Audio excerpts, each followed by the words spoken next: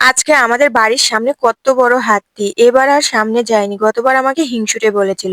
আজকে হাটের দিন এদিকে ধান মাপা হচ্ছিল ৩ মণ বিক্রি করতে যাবে। তবে বাহিরে বের হচ্ছিলাম না হাতিটাকে দেখে। সামনে গেলেই তো টাকা নিবে। আর টাকা গতবার আমি দিয়েছিলাম আমাদের বাড়ির সামনে প্রায়ই যায়। তো টাকা দেওয়ার কারণে আমাকে হিংসুটে বলেছিল। মাত্র ৳২০ দিয়েছিলাম তাদের এই পছন্দ হয়নি।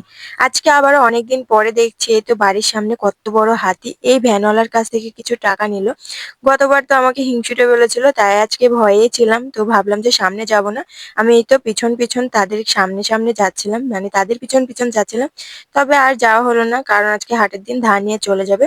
এই তো ধান এখানে প্যাকেট করে রাখা হয়েছিল তো নিয়ে চলে গেছে।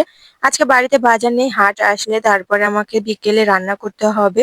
এই তো এখানে পেঁয়াজ রসুন ছিলে নিচ্ছিলাম যেন বাটা মসলাটা রেডি করে রাখতে পারি। বাজার আসার সঙ্গে আমি রান্নাগুলো শেষ করে ফেলতে পারি।